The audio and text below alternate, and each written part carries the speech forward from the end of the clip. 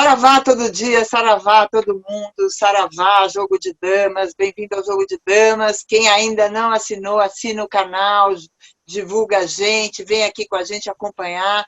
Todo dia tem coisa boa por aqui. E é isso, né? Saravá a pandemia, saravá pandemônio, saravá todos os demônios que estão soltos por este imenso e triste país.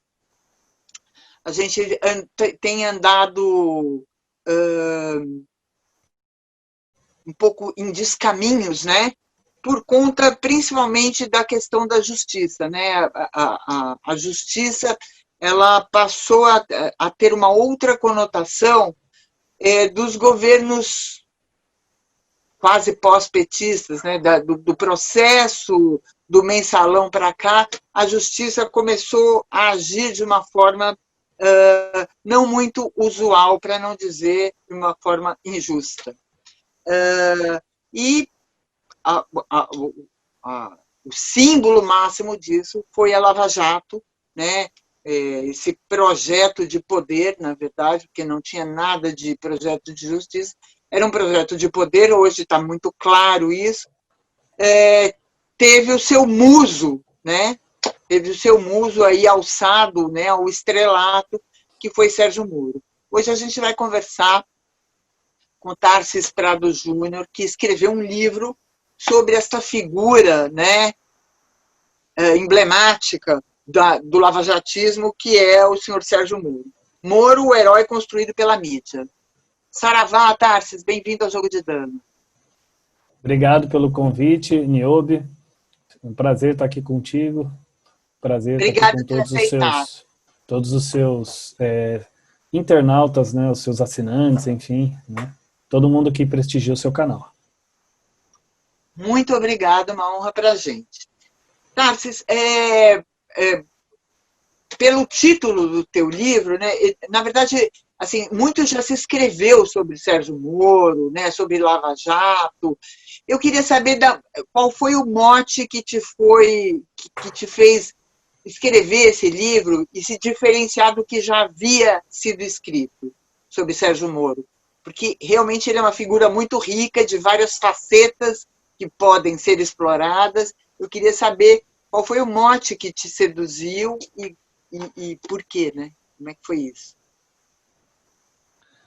Então vamos lá, Niobe. Ótima pergunta, porque me dá a oportunidade de falar dessa introdução, dessa inquietação, né, como pesquisador, para pensar num personagem tão polêmico, né, dos nossos tempos. O que eu tinha e o que tem, né, agora não mais porque está o meu livro aí, mas o que tinha sobre o Moro era livros hagiográficos, né, fazendo literalmente uma hagiografia do Moro, né, tratando ele como um deus, literalmente. E, por exemplo, você tem se eu não me engano, tem uns 3 livros, tem um que eu esqueci o nome do autor, mas tem um deles que é Joyce Hasselman, que faz ali né, enfim, ali a coisa mais escancarada, e tem o do Vladimir Neto, que fala da Lava Jato, lá, que é o filho da Miriam Leitão, que ele fala da Lava Jato, né, na verdade ele fala do Moro, Chapa branca, né? Exatamente, chapa branquíssima. Então, assim, e são coisas que eu tive que ler para poder fazer o estado da arte e tentar me basear nisso para escrever o meu. Então, a ideia de escrever esse livro foi fazer um contraponto a isso tudo, né? Então eu coloco ele, inclusive, como herói, porque ele foi o herói construído pela mídia, forjado pela mídia. Então o Moro não é herói, como eu disse em outros programas, ele não é o herói por si mesmo. Ele não é o herói como, vamos pensar no Lula, que fez uma trajetória, um self-made man. Ele é um herói construído, ele é um herói forjado em laboratório, um laboratório midiático pela mídia. Ele, sem a mídia, não é nada. E ele sabe disso. Ele sabe. Né? Tanto que ele escreveu um artigo em 2004 que ele analisa a operação Tessie Loas, né, a operação Manipulite, Mãos Limpas na Itália, e ele coloca naquele artigo o cerne principal o que de principal a gente pode tirar ali daquele artigo é que ele diz que a justiça só é feita se estiver junto à mídia, se a mídia estiver o tempo todo ajudando. E ele faz questão de ajudar isso, de ajudar a mídia, promovendo os vazamentos para os jornalistas do grupo seleto. Daquele grupo seleto que ele escolheu, que lógico entra, né, Globo, principalmente, e as outras satelitárias da Globo, pensando numa mídia mainstream, né, na mídia hegemônica, isso tudo se espalha para o resto do país e daí para o mundo. Né? Só no tempo que ele esteve na Operação Lava Jato, à frente da operação, durante os 5 anos, né, que aí ele virou ministro, ele ganhou o prêmio Homem do Ano pela Globo, pela Isto É, por todas elas, né, e eu acho que, na verdade, o prêmio do Homem do Ano, que foi dado a ele pelo combate à corrupção, na verdade, o prêmio não foi por isso, o prêmio foi Homem do Ano por ter ajudado tanto a gente a ter formação seletiva que pudesse selecionar nossos alvos, e você foi nosso herói porque você, até agora, foi a única personagem que nós investimos e que conseguiu trazer o grande prêmio para nós, que foi a prisão do Lula. Né? Então, voltando na tua pergunta, né, o mote para fazer isso tudo foi fazer uma narrativa contra-hegemônica. Né? E eu utilizei isso na minha tese de doutorado. O livro é fruto da tese de doutorado. Então, é um livro que, você começando a ler, você vai perceber que ele não é baseado em achismo. Ele é trabalhado dentro das principais estudos de comunicação e sociologia, em que eu mostro a construção desse herói, como que a Globo como que a mídia, né, foi fazendo essa construção pautado em certos princípios que ela muitas vezes involuntariamente, né, eu tenho certeza que nem se deu conta disso, mas que acabou trilhando. Então, eu quis fazer uma contribuição para a história, para mostrar para a posteridade quem foi o Sérgio Moro. Devo ressaltar aqui, né, o teu ato falho de falar Sim. Rede Globo em vez de mídia, é bastante significativo quando a gente está falando desse poder, né, desse sexto poder, conhecido como sexto poder, né, que é a mídia. Enfim, o processo da Lava Jato foi um processo bastante polêmico, né? Se, por um lado, há quem até hoje defenda a Lava Jato, ela sempre houve quem detectasse que havia ali desvios crassos, né? No que diz respeito a normas jurídicas, né?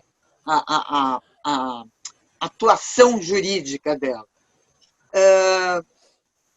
Teve um momento que ficou escancarado que, na verdade, ela era a gente passou a viver não numa democracia, mas numa juristocracia, que é o que eu acredito que a gente esteja vivendo hoje, né? Tudo em volta de delação, tudo acontece em volta de acusações contra o outro, né? Pouco se vê construir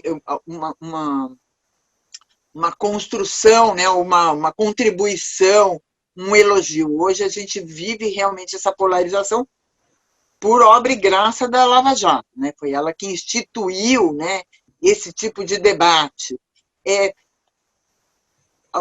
Onde você detecta que a Lava Jato, eu acredito que ela até, por princípio, ela já tenha começado filosoficamente com esse princípio de manipulação. Mas onde você acha que a coisa rachou? Onde que você acha que ela deixou de fazer justiça para fazer justiçamento? Olha, na minha percepção do que eu tenho lido, estudado, do que eu tenho acompanhado, desde o começo. Eu acho que desde o começo ela já faz isso. Porque a Operação Lava Jato ela foi inspirada em operações passadas, lá do Banestado, da época do Banestado em 2003 e 2004, e de uma operação também chamada Farol da Colina, em que o Moro e outros procuradores eles já começam a testar ali a questão dessa coisa da delação. Eles viram que, nossa, é verdade, a gente pode prender, fazer o cara delatar, se o cara não delata, ele fica aqui preso, né, até delatar. Né? É uma forma de, vamos pensar assim, tortura, entre aspas, né? Só não tem um castigo físico, mas eu deixo você aqui, enquanto você não falar o que eu queira, você não vai ser solto. Então começa lá atrás, eu acho que esse método, né, isso daí alguns juristas aqui inclusive falam que já foi ensaiado naquela época, com o Moro. O Moro naquela época ele estava ali também fazendo esse ensaio. O Moro conhece o Dario Messer e esses doleiros aí, o CEF, desde aquela época. Então são pessoas que ele usava como isca para obter, né, quem eram as pessoas de fato que faziam aquelas operações. Então, a partir daí, ele já foi ensaiando. O pulo do gato então, da Operação Lava Jato, que faz com que a Operação Lava Jato seja diferente de todas as operações até então feitas, é que na Operação Lava Jato existe um vazamento institucional de informações. Quem falou isso, inclusive, foi uma assessora de imprensa para o Intercept, assessora de imprensa da 13ª Vara lá do Moro, a Cristiane, agora esqueci sobre, Machiavelli, que ela fala lá para o Intercept o seguinte, ó, tudo que a gente mandava para a mídia saía, tudo que mandava eles davam.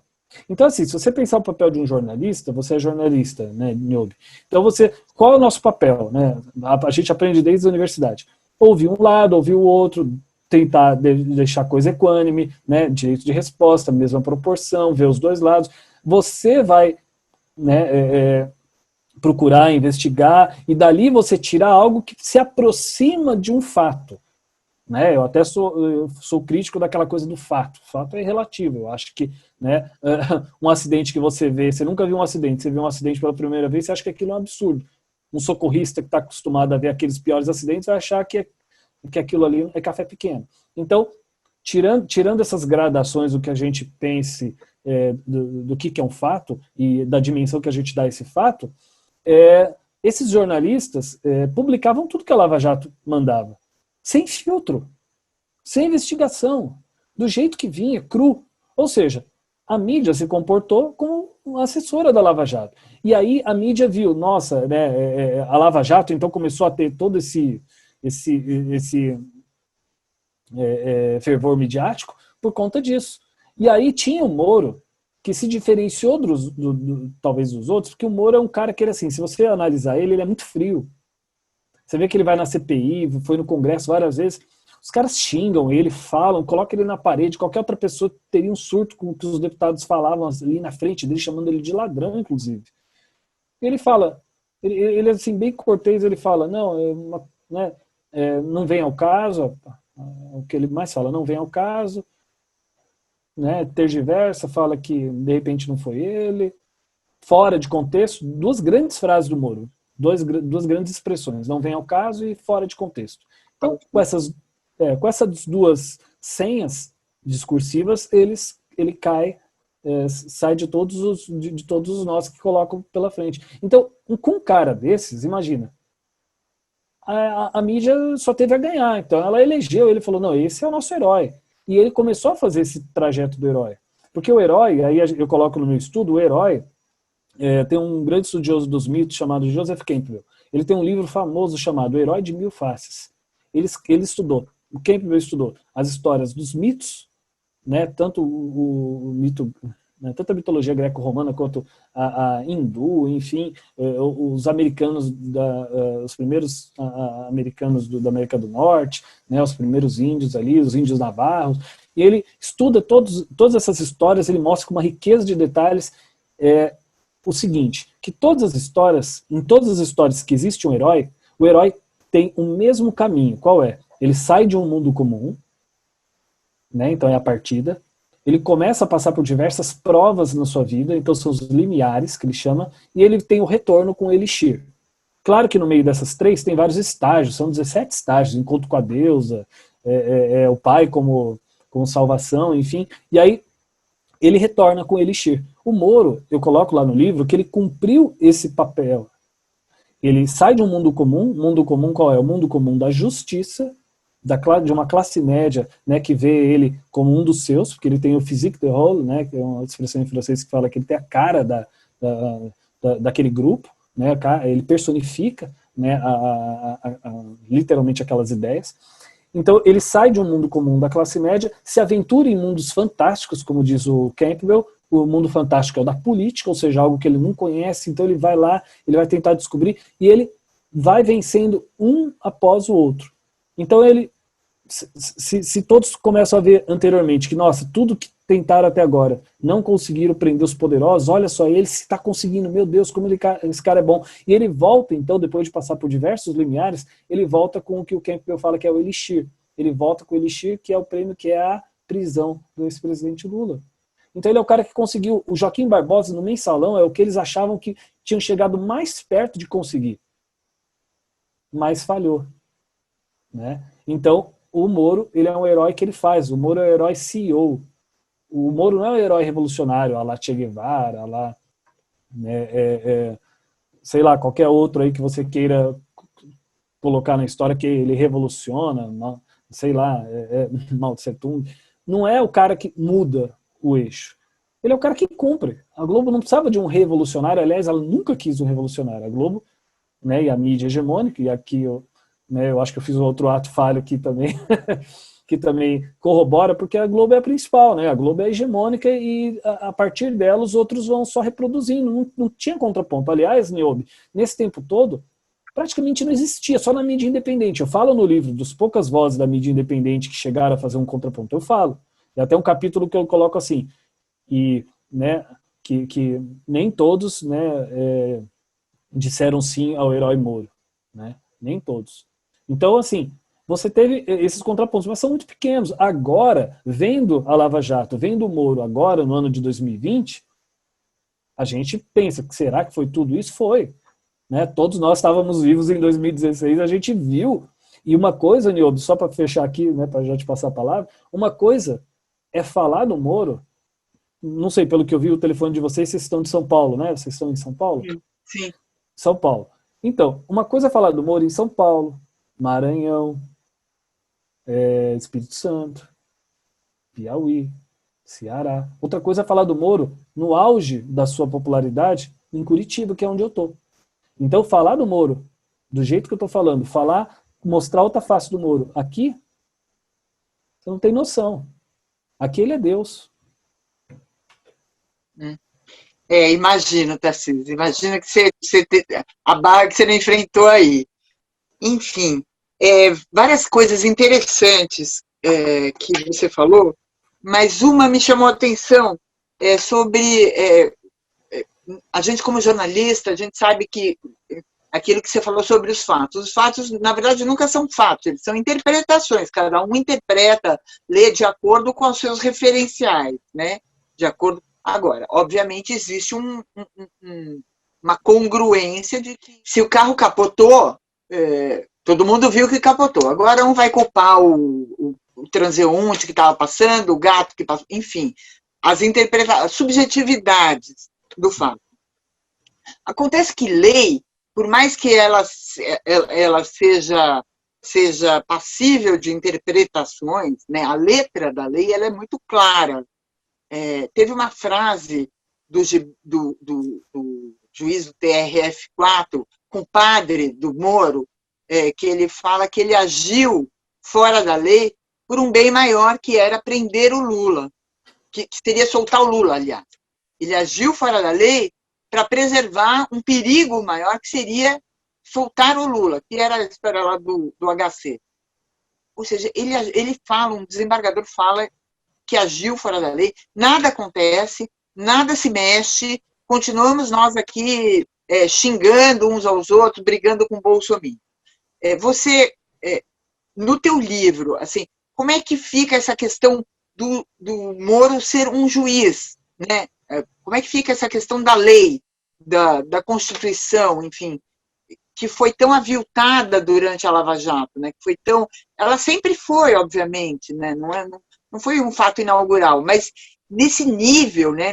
Com esse nível e desembocar onde desembocou, que todos sabemos, né? Como é que fica essa questão do juiz Moro? Bom, o que acontece é o seguinte, o julgamento midiático, o julgamento do povo, os likes, vale muito mais do que a lei em si, nos tempos que a gente vive. Inclusive, o próximo tema que eu já estou estudando é a justiça espetáculo, né? Que é uma justiça que não julga e que não vai se pautar mais, infelizmente, pela letra da lei, por tudo que você acabou de colocar, Niobe. Vai se pautar pelo clamor popular.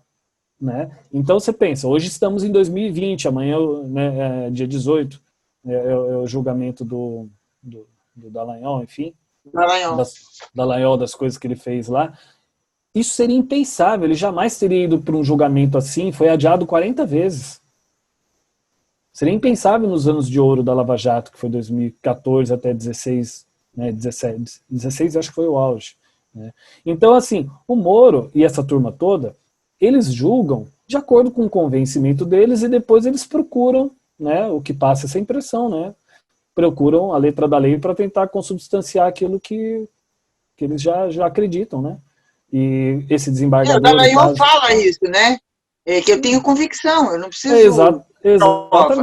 Exatamente. É um escárnio com a lei, né? Um cara que é um agente da lei, é um escárnio falar que eu tenho convicção, que não preciso de prova. Sim, pois é, mas no mundo midiático da sociedade de espetáculo que a gente vive hoje, a convicção vale mais do que a prova. Né? O que é a prova? Não sei se tem um livro que chama A Condição Pós-Moderna, do Jean-François Lyotard, que ele fala que praticamente o que ele diz é o seguinte: que prova que uma prova realmente prova as outras provas? Né? O que prova que uma prova é melhor que a outra prova? A gente está numa era discursiva. Né? A gente está numa era em que, qual é a força do Dallagnol? É os canais que ele tem abertura.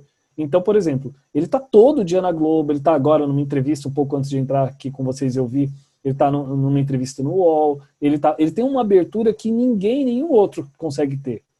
Né? E as entrevistas que são feitas com ele, com o Moro, com essa turma toda, por exemplo, lembra no Moro no Roda Viva, lembra o Moro nesses programas, literalmente, parece uma reunião de fãs. Cara, né, a banda reúne os seus fãs para perguntar, então aquele tipo de pergunta: como você começou sua carreira? O que você mais gosta? Lembra do Moro no Bial, né, que o Pedro Bial pergunta para ele: o que você lê? Ele: não sei o que eu tô lendo, biografia, fala uma. Quem tá lendo alguma coisa sabe de pronto que tá lendo. Né? Não, e o que isso interessa, né? Então, Quer dizer, exatamente, então, é a coisa trivial, é de tratar o cara como popstar. Então, ou seja, tudo que ele fez, não vamos questionar, porque é inquestionável. Se ele fez, está feito. Se ele fez, ele sabe o que ele está fazendo. Quem somos nós? Vamos perguntar de coisas da vida dele, o que ele gosta de fazer, qual é o esporte preferido dele. Então, isso, o Moro, embora tenha tido fama, etc., ele age como um delegado de polícia de cidade do interior. E a lei é ele. Então, assim, e a maioria da população, Niobe, não sabe isso. A maioria da população não tem noção dos direitos mais básicos. Então, para eles, né, e para muitos, até dos que estudam, inclusive, só porque de não ser da área jurídica, né, só quem é da área jurídica que talvez tenha algum grau de questionamento, de levantar alguma lebre nesse sentido, mas as pessoas acham, não, se ele é juiz, ele pode. Por quê? Porque como é que você chega num cargo de juiz? Eu sei porque tem juiz na família, né? O cara presta concurso, uma prova ferrada, vai para uma parte oral, enfim, mostra que sabe, uma coisa louvável, admirável. Só que aí não entra parte do caráter, não entra parte do próprio ethos, né? Enfim, o cara é técnico, é uma mistura de técnico com alguém que decorou algumas leis. Eu até brinco que um ator, você pegar qualquer ator, você pega um ator e fala assim, faz uma prova, não só concurso público na área jurídica, mas qualquer concurso que cobre memorização, o ator passa. Ele não vai passar depois numa oral, entendeu? Então, é um juiz que aí ele começa a trabalhar, né? Ele começa a fazer e ele vai julgar de acordo com a convicção. Eu tenho conhecidos meus, um conhecido meu do Ministério Público que ele fala, um dia ele falou para mim, eu fiquei assim, de olho aberto, falei, cara, né? Nossa, eu pensei, tomara que eu nunca caia nas garras dele, que ele falou assim, a gente lá do MP, a gente faz o seguinte, a gente primeiro denuncia, depois a gente procura se tem prova. É assim. Então, lógico, aí quando tá contra o adversário, tudo bem. Então ninguém questionou o Moro, ninguém tá nem aí para isso. O que interessa é like, né? Vamos lembrar aquele julgamento do habeas corpus do Lula, que todos os ministros votaram com a faca no pescoço. Veio aquele Twitter do general, acho que é o Vilas Boas, agora não sei qual. Vilas Boas. que ele ameaçou, que ele falou, né, com outras palavras, falou o seguinte, ó, toma cuidado com o que vocês vão votar, porque se votar errado a gente entra em cena. Todo mundo travou ali. Como é que pode uma coisa dessa? Como que pode? A gente tem que teria que ter um senso de orgulho próprio ali da própria justiça, né? Então, assim, o Moro é esse cara que se presta esse trabalho, né? Chantagem, né? Foi uma chantagem clara, ele fez uma chantagem clara e sem o menor pudor, né? Se Sim, soltarem o Lula, a gente bota o exército na rua.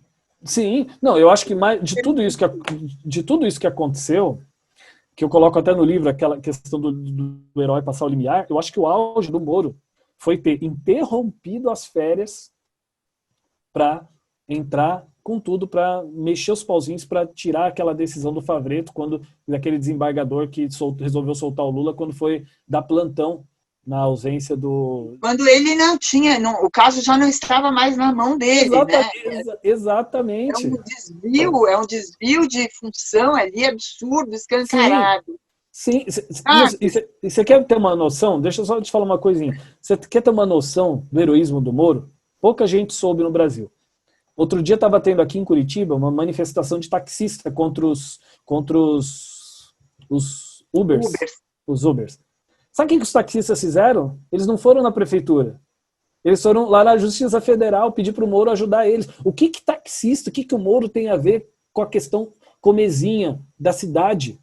Mas ainda assim o Moro, né, se dignou até a ir lá conversar, falar que ia ajudar, enfim. Mas olha só, isso é o nível do heroísmo. É eu brigar aqui em casa e falar assim, ó, eu vou chamar o Moro, hein?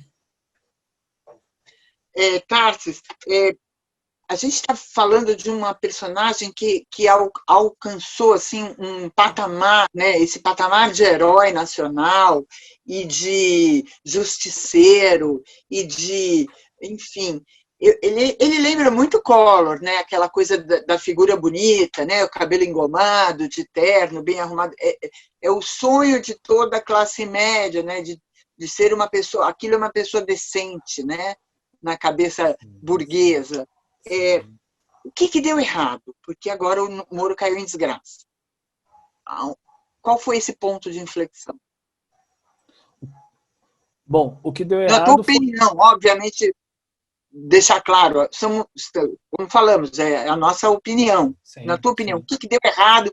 Uma pessoa que chegou a um grau de aceitação e de unanimidade no país tão alto, cair agora em desgraça nas mãos de quem ele ajudou a eleger, o que é mais irônico ainda dessa história. Bom, eu acho que assim, não é o que deu errado, eu acho que ainda não deu tudo errado. Deu errado na nossa visão, né? Eu acho que a gente vê essa desgraça toda, a gente consegue enxergar. Muitos dos seguidores dele ainda não enxergam isso. Eu sei porque eu conheço vários, eu sou amigo de vários. Eles estão com o Moro, porque é o que você falou, né, anteriormente. Foi feita a justiça. Deixa eu te fazer só uma parte, porque eu também tenho poucas pessoas que ainda são fãs do Moro. Mas eu sempre desconfio se elas são fãs do Moro ou se elas são antipetistas e antilulistas. Porque a maioria é declaradamente antipetista e antilulista. E aí se agarrou no Moro como né, um escudo que vai na frente, o escudo da lei que vai na frente. Por isso que eu só queria fazer essa parte. Excelente a sua parte aí para eu poder explicar uma coisa. Como eu falei, o Moro é o herói CEO, é o cara que faz, é o executivo. Imagina que você tem uma empresa, você é o dono da empresa, uma empresa enorme. Você é o dono, mas e você contrata, você pensa, eu não vou ficar lá mexendo nas coisas do dia a dia, eu vou contratar um executivo. Ele é o CEO, né? O dono dessas grandes empresas, eles têm o CEO, que é o cara que cuida de tudo. Então eles contrataram o Moro. Então, assim, o Moro é o cara que está lá a lutar contra o PT. Então, lógico, quem apoia o Moro é quem é antipetista, assim, no nível patológico, né? Antipetista total. E ele apoia o Moro não pelas qualidades do Moro. Muitos deles, inclusive, eu já cheguei até a ouvir, eu até ouvi o seguinte, ele pode até ter feito alguma coisa errada, mas prendeu o Lula, isso que valeu. É assim, é o justiçamento, então não é a justiça. Aí que tá. Niobe, a gente tem que, primeiro, acho que no Brasil, tinha que, lógico, vai demorar muito tempo ainda, mas essa cultura do justiçamento. Justiça é uma coisa, justiçamento é outra. O antipetista quer justiçamento, não quer justiça. Então, se você provar por A mais B, C, D, E, F, G, que o Lula teve um julgamento injusto, eles vão pensar assim, pô, mas tinha que fazer alguma coisa. Eu vou dar um exemplo, né? Eu sou professor, né, universitário, e tem um colega meu ali que dá aula junto comigo, a gente discutindo isso no auge da Lava Jato, e ele lavajatista, eu até brinquei, nossa, eu não sabia que você era tão lavajatista. E aí a gente discutindo, conversa vai, conversa vem, eu mostrando todas essas questões para ele do que podia ter dado errado no processo. Aí ele falou assim, mas Tarsi, precisava ter feito alguma coisa, senão não pega o cara. Olha só, ou seja, vale tudo porque assim, se fosse, estava implícito no discurso dele o seguinte, se for seguir os passos que a lei pede, nunca ninguém jamais coíbe o crime. Então, o que temos que fazer? Temos que atravessar e pelo bem maior, né, de que é prender o Lula, e pode ser o Lula ou pode ser qualquer pessoa, se você pensar assim, pelo bem maior, eu faço o justiçamento. Então essas pessoas todas, elas estão com o Moro e ainda vão continuar um bom tempo, porque elas são antipetistas. E eu, né, um outro programa que eu participei, eu falei assim, o Moro vai continuar, a Globo vai continuar junto, vai ser muito difícil largar. Não vou dizer que nada é impossível nessa vida, mas vai ser muito, muito difícil, porque o Moro é o cara que faz, o Moro se sujeita, ele foi pro ministério do Bolsonaro, foi humilhado o tempo todo, ele aguenta calado. Quem não quer um sujeito assim de executivo? Serviçal, né? Exatamente. Um serviçal, um cara que faz, cumpre Lógico, eu estou dando essa dimensão simbólica, a minha explicação é da dimensão simbólica. Claro que eu não estou colocando aqui, até porque eu não tenho todos os elementos para provar, essa questão de se ele é agente da CIA, se ele é agente não sei da onde, se ele está cumprindo o papel lá na frente, entendeu? Eu não tenho, apesar de ler sobre isso, apesar de pensar que muita coisa faz sentido, eu não falo sobre isso porque eu não tenho todas, não faz parte do meu estudo, eu não tenho como comprovar. O que eu falo é o que eu estudei em relação ao herói. O herói Moro, ele vai continuar. A minha percepção, Niobe, é que ele vai até a eleição de 22. Eu acho que ali é o ponto nodal. Eu acho que chegando ali, se ele não ganhar, acho que aí sim acabou. Mas o Moro não acabou. Feliz ou infelizmente. A gente está indo para o final, a gente tem mais 8 minutinhos de entrevista, e eu quero fazer uma última pergunta e depois eu queria dar a palavra para você fazer a propaganda do teu livro. Mas a minha última pergunta é sobre né, a Polícia Federal, no último domingo, ontem, né, para que a gente está gravando, a Polícia Federal, finalmente, depois de 2 anos, concluiu que a delação do Palocci não tinha fundamento, foi fundamentada em notas de jornais. Ela demorou 2 anos, né, para investigar e chegar a esta conclusão que a gente já gritava lá atrás. Mas, enfim, diz que isso é a justiça, que tem que haver provas. A gente sabe que não é bem assim, né, que as coisas são 2 pesos, 2 medidas. Mas a gente aceitando isso, como é que a gente fica agora, né, com tantas delações em relação a filhos de presidente, a ministros, a governadores, enfim. Vai demorar mais 2 anos ou mais para a Polícia Federal concluir se as pessoas... Porque, assim, 2 anos para a Polícia Federal concluir que a delação do Palocci, que teve uma influência, não digo 100%, mas teve uma influência na eleição de 2018, né? Lembrar que a delação do Palocci foi divulgada, era uma delação antiga, e ela foi divulgada pelo Moro uma semana antes, né, do julgamento do Lula, das eleições, desculpa, uma semana antes das eleições, do primeiro turno. A gente vai demorar 2 anos para tirar essas pessoas, a gente vai demorar, assim, qual o papel do povo? Na verdade, o que eu estou perguntando é assim, ok, eu sei que lá tem o poder, tem as pessoas, eles têm uma banca por trás, mas, assim, e o papel da gente como povo, né? Cadê, né? Por que a gente não cobra isso? Por que a gente está tão assistindo aqui de camarote? Letárgico, né? Bom, primeira coisa, Niobe, para você ver o que eu coloco muito no livro, para você ver a força da questão da atmosfera, do imaginário, que eu trabalho muito com essa ideia do imaginário. Ou seja, naquele momento, todo mundo, com certeza, todos já sabiam, né, que aquela delação não tinha fundamento. Não é que a PF demorou 2 anos para concluir, ela demorou 2 anos para divulgar, né? 2 anos para pensar, já passou o tempo, vamos divulgar. Igual, né, é igual na história brasileira, lá do golpe de 64, que na época todo mundo dizia, né, os americanos aí estão dando guarida a esse golpe, é mentira, é conspiração, e depois de 50 anos vem lá documentos da CIA que mostram que tinha os porta-aviões ali né, apostos na Baía de Guanabara, prontos para que se o presidente João Goulart resistisse, eles entravam em cena, né, o Jango, isso. Então, assim, né, agora demorou menos tempo, 2 anos. O que está acontecendo agora é assim, para você ver a força. Então, naquele momento, não se podia fazer isso. Vamos pensar, naquele momento seria os caras da Polícia Federal iam ser defenestrados de lá, né? Não tinha clima. O clima é tudo. Eu sou um defensor dessa coisa, trazendo popular. O clima é tudo, a atmosfera é tudo, né? A atmosfera é tudo. Você pensa, os anos 60 foram do rock, os anos 70 foram da disco, os anos 80 foi do rock nacional, do rock em geral, principalmente nacional, os anos 90 do axé music, e de 2000 para cá, na música, eu dou esse exemplo, é o sertanejo e misturado com funk. Rock não vai ser o fenômeno de massa como foi nos anos 80. Então a gente estou fazendo uma analogia para mostrar o seguinte, a gente já está virando uma chave lentamente, muito lentamente, para questão de relativizar o que foi feito em 2016, né? O que foi feito com golpe, o que foi feito, entendeu? Bem lentamente. Então, nessa questão, isso, quem está sabendo, são as pessoas que estão ali perto, estão acompanhando eu, você, né? Aqui os seus assinantes, né? A galera que está junto com você, que assiste o canal, né? Que são poucos, a maioria das pessoas não liga, não está ligando para isso. A maioria das pessoas, assim, quer o justiçamento, né? E outras, depois que descobre que foi inocente, falam, então tá bom, meu prato de comida, onde que tá? Eles estão preocupados com coisas assim. Eu sei que dá esse desânimo, eu acompanho, às vezes eu fico desanimado, muitas vezes.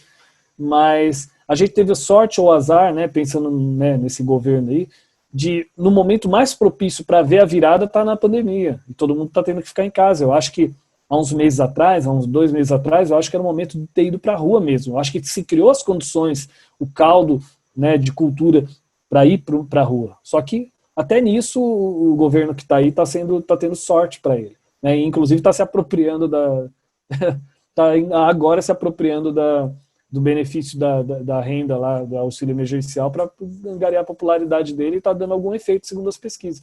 Mas as pessoas, elas vão ver isso tudo, esse justiçamento, por enquanto vão ficar letárgicos. Infelizmente, eu acho que isso vai demorar ainda um pouco. Eu sou pessimista em relação a esse cenário. Eu acho que a gente vai levando, sabe aquela coisa de ir levando? Eu acho que o Brasil acorda de eleição em eleição, ou muito perto de alguma catarse social muito grande. Eu acho que isso vai sendo empurrado até 22. Acho que, né, que nem eu já disse outras vezes, o Bolsonaro, é um erro pensar que o Bolsonaro é burro, que ele é inculto, ele é incultíssimo, só que ele é espertalhão, ele é um cara oportunista, e ele já viu que para o grande adversário, o adversário que mais contribui para ele ganhar, na visão dele, é o Lula. Com o Moro divide os votos dele. Então, essa ofensiva da Lava Jato pela Polícia Federal, divulgando isso, é mesmo, nós concluímos, agora a Polícia Federal está sob as ordens do Bolsonaro, vai para cima do Moro, já está indo para cima do Moro. É uma guerra entre eles lá, entre aquele campo, que a gente aqui torce para briga. Então, assim, só que a gente não pode ficar parado, teria que ir para a rua, só que a gente está com pandemia. Então, é complicado. Quem vai se arriscar a ir para a rua com uma pandemia? Quem vai se arriscar a fazer esse papel? Né? Então, Moro e Bolsonaro, né, mas o Bolsonaro, na minha visão, o Bolsonaro vai tentar anular o Moro ao máximo para poder disputar com o Lula. Por isso que eu acho que o Lula tem chance. Chegou num momento que as chances do Lula estão com o Bolsonaro.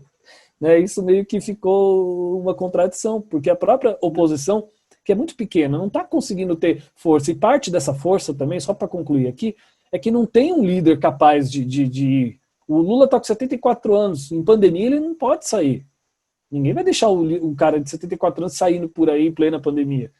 Quando puder, ele vai sair, eu acho que ele vai. Aí vai começar a fazer diferença. Mas precisa de um líder. Do outro lado, ele já tem Moro de um lado e Bolsonaro do outro. Falta alguém. Falta o herói progressista. Gente, esse é o Jogo de Damas JDD. A gente está conversando aqui com o... Eu vou te falar, eu não dei as coordenadas. Ele é doutor em comunicação e linguagem, mestre em saúde pública, especialista em promoção de saúde, bacharel em comunicação social e professor universitário no Paraná. A gente está conversando com o Tarcísio Prado Júnior, que está lançando o livro dele, Moro, o Herói Construído pela Mídia. Tarcísio, para a gente encerrar, onde a gente compra, quanto custa, qual é a editora? Não sei, quando vocês apresentam no programa, não sei se dá para jogar o link aí com o convite, Claro. né? Uhum. Isso, então já está o link ali, onde vocês vão ter a imagem do livro, e ele está R$ 39,90 agora no lançamento, né? Se não me engano está assim ainda na editora. Pode comprar na própria editora, na cotter.com.br, né? K-O-T-T-E-R, cotter.com.br, ou na própria, enfim, essas lojas, Amazon, enfim, que eles já são disponíveis lá, né? Meu exemplar ainda está chegando, por isso que eu ainda não tenho ele aqui para mostrar para vocês, né? Tá vindo da gráfica agora. E, bom, espero que vocês gostem. Assim, é uma leitura que eu mostro o processo, é um estudo, ou seja, tudo que eu pensei ali tá bem calculado, está bem amarrado, para você que for ler o livro, entender como que foi essa construção. É uma visão de uma época, é um olhar que mostra a dimensão simbólica do herói, né? Essa é a minha contribuição para fazer o contraponto à narrativa agiográfica desse Moro aí que a gente vê por aí. Tarcísio, muito obrigada. O canal está aberto. Toda vez que quiser, a gente está aqui à disposição. Queria te agradecer todo mundo que acompanhou a gente. Enfim, de novo, repetindo para as pessoas, assinem o Jogo de Damas JDD, ajudem os canais independentes, progressistas, enfim. Isso é a nossa voz aqui, em contraponto com a mídia, como o Tarcísio falou, a Globo. Né? Eu sei que é muita petulância, a gente queria alcançar, na verdade a gente não tem nem, a intenção não é essa, a intenção é fazer realmente uma programação diferenciada, trazer vozes diferenciadas, trazer olhares, né, independentes do que a grande mídia despeja, né, na cabeça, ouvidos e mente das pessoas. Saravá todo dia, saravá Jogo de Damas. Obrigada, Tarcísio, e até a próxima. Obrigado, Niobe, obrigado a todos vocês aí. Grande abraço.